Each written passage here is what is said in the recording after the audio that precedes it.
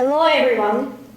Today, I'd like to present a crucial issue surrounding women that most people are unaware of.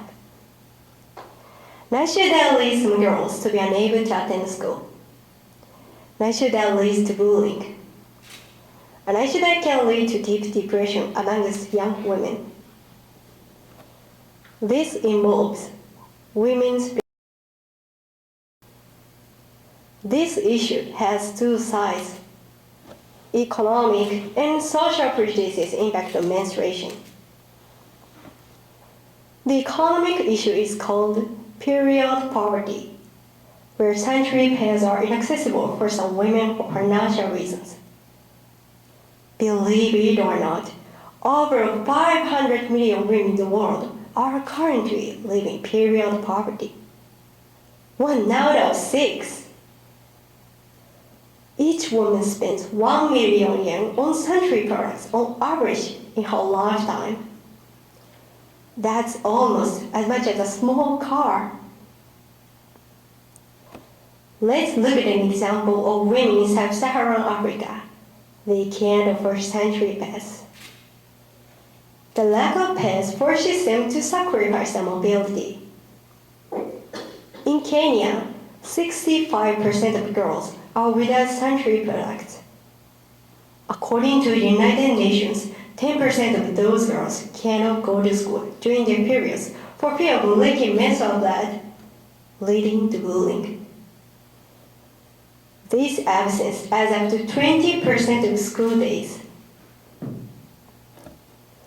A lack of hygiene facilities is another reason why girls cannot attend school. Only about 30% of schools have appropriate facilities, such as toilets, allowing girls to change pads in privacy. Such issues force those girls to drop out of school and fall in a negative spiral, resulting in poor job prospects. Those girls are blocked from school. What can we say about this? It's social negligence on top of poverty. The next issue I present is the social prejudice against menstruation. Menstruation tends to be seen as something to be ashamed of and hide. This is common especially in so-called developed countries like Japan.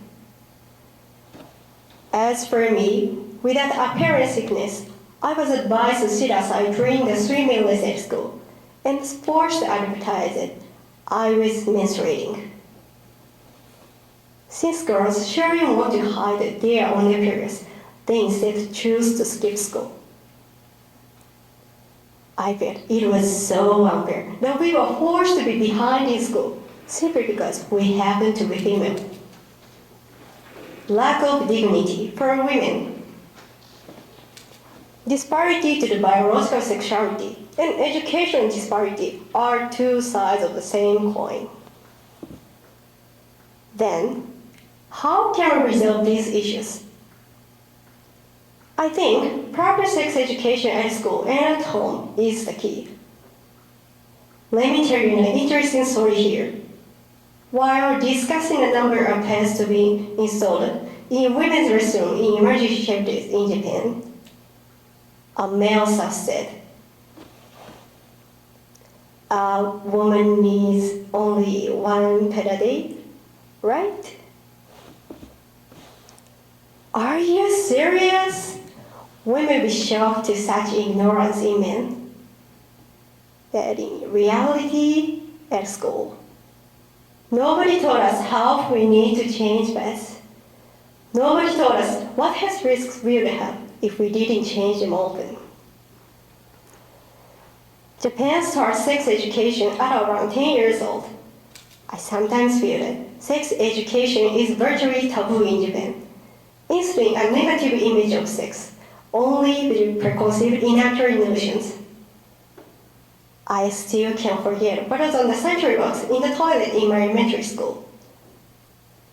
It was labeled in Japanese as "obutsuire," meaning throw your filth here.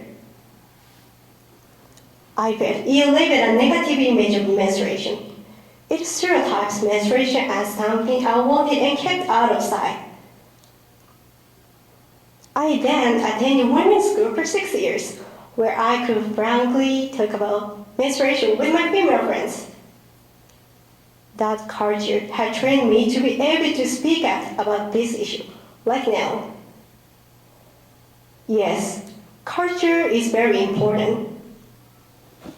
Why don't we create a culture where people talk about menstruation freely? Our exposure to sex education benefits the mutual understanding of men and women. That's good for society.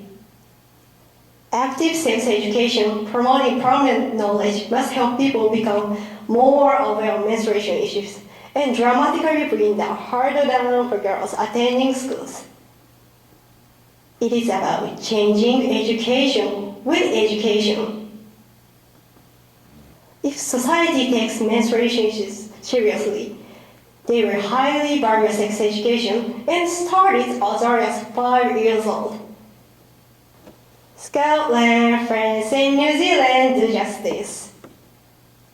Scotland provides sanitary products free of charge. In New Zealand and France make them readily available at schools.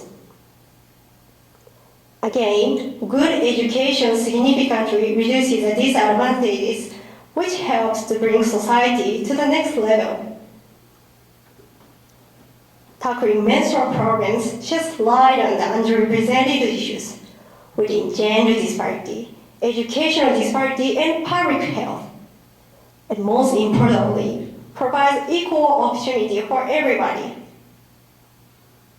I encourage everyone here today to take a fresh look at the struggles of women. Thank you for listening.